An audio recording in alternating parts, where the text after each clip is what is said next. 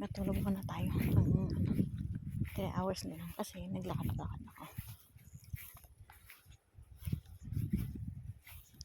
Sinipag ako today kaya ito. Ito yung mga maliliit din na ano sila. Tinanim dito.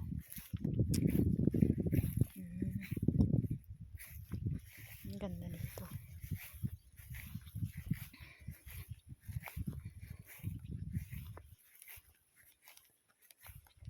Sabihin ko sana mag-apply na lang akong para linis dito kaso nahiya naman ako.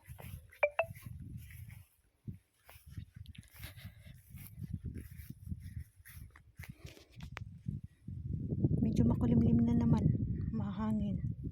Kaya balik na lang ako sa room ko. Inaantok na naman kasi hindi ko na alam kung bakit ako ganito.